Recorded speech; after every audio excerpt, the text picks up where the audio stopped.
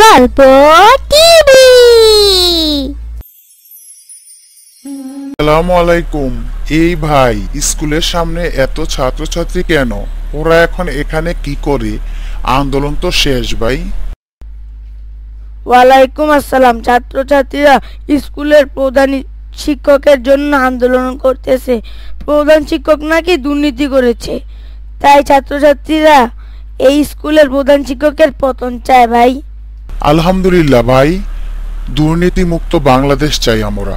আমরা যা পারি নাই, আমাদের সন্তানরা আন্দোলন করে স্বাধীনতা ছিনিয়ে আনলো। দুর্নীতি যে দেশটা একেবারে শেষ হয়ে গেছে। ছাত্রছাত্রীকে ধন্যবাদ, ওরাই পারবে দুর্নীতি মুক্ত বাংলাদেশ গড়তে। ভাই, আমি কিন্তু ছাত্রদের পক্ষে। ঠিক বলেছেন ভাই, আমিও চাই দুর্নীতি মুক্ত একটি বাংলাদেশ। আর ছাত্রছাত্রীরা যা করলো তাদেরকে সেলুট না দিয়ে আর পারলাম না ভাই। আমি শুনেছি যে এই স্কুলের ফান্ডে নাকি অনেক টাকা ছিল। এখন এই ফান্ডগুলি কোথায় গেল? ভাই, ইসলামেতেও দুর্নীতি করা সম্পূর্ণ হারাম। সারা বাংলাদেশটাই দুর্নীতিতে ভরা। কাল খবরে দেখলাম যারা দুর্নীতি করেছে তারা আর অফিস আদালতে স্কুল মাদ্রাসায় নাই, তারা নাকি পালিয়েছে। এখন আমাদের ছাত্র সমাজ একে একে ধরতেছে ভাই। ভাই যাই বলেন, এটা কিন্তু একটা ভালো কাজ করতেছে।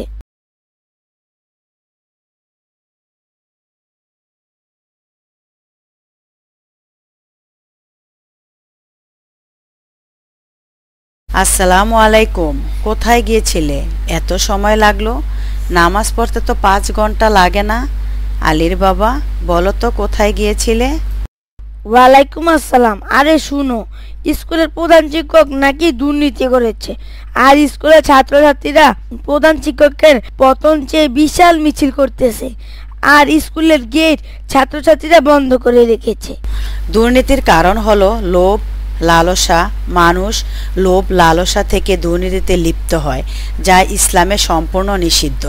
আর সমাজের সবচাইতে ভয়ানক ব্যাধি হলো দুর্নীতি, যা সমাজকে কঠিন বিপদে ঠেলে দেয়। আর এই কঠিন বিপদ থেকে ছাত্রছাত্রীরাই দেশকে বাঁচাতে চায়। ওরা পারবে ইনশাল্লাহ। ঠিক বলেছ, এই দুর্নীতি মানুষের জীবনকে বিষিয়ে তুলেছে। পদে পদে দুর্নীতি থাকায় দেশের মানুষ সফল হতে পারছে না। আর দুর্নীতিবাজদেরকে ইসলামে হারাম বলে ঘোষণা দিয়েছে।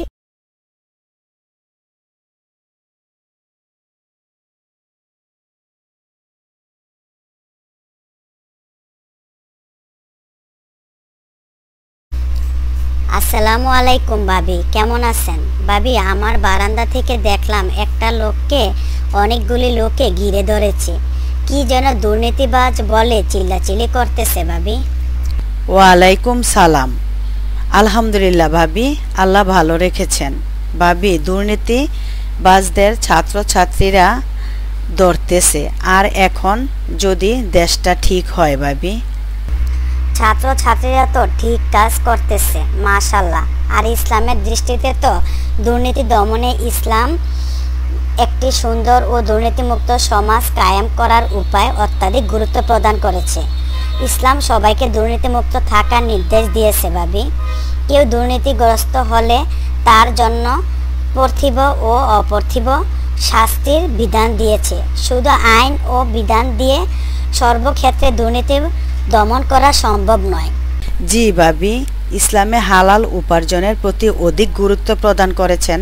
একজন মুসলমানের অর্জিত সম্পদ যেন হালাল হয়, হারাম যেন না হয়। আমরা পবিত্র কোরআন, মসজিদ ও হাদিস শরীফ থেকে সে শিক্ষাই পেয়ে থাকি।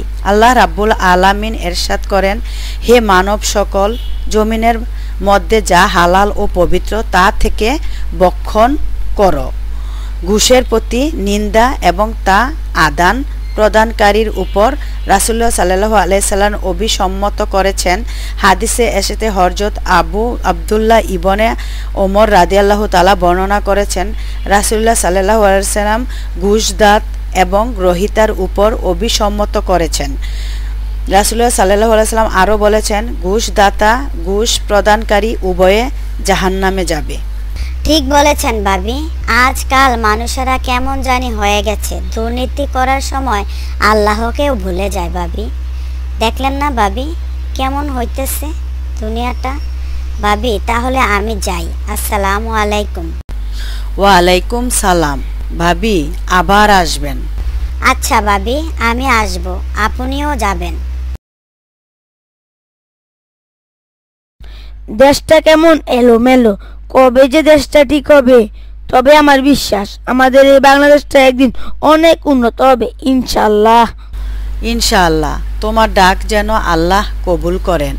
আচ্ছা আসো, দুপুরের খাবারটা দেরি হয়ে গেল। ঠিক বলেছ, খাবারটা দেরি হয়ে গেছে। দোয়া পরে খাবারটা খাওয়া শুরু করি। বিসমিল্লাহ ওয়া আলা বারাকাতিল্লাহ। বিবি তোমার হাতের রান্নাটা অনেক মজা হয়েছে, আলহামদুলিল্লাহ। আমিও অনেক মনোযোগ দিয়ে রান্না করি, যাতে আমার রান্নাটা তোমার ভালো লাগে। খাওয়া তো আমাদের শেষ। আসো বিবি, আমরা দুজনে টিভিতে খবর দেখি আমাদের দেশের কি খোঁজ খবর। আর কি দেখব, সবই তো আমাদের প্রিয় নবীর আদেশ অমান্য করতেছে। দেখো না কে কার সম্পদ মেরে খাবে, খালি এই চিন্তা মানুষের। শুধু শুধু দুর্নীতিতে দেশটা ভরে গেছে। এগুলি দেখলে আর ভালো লাগে না।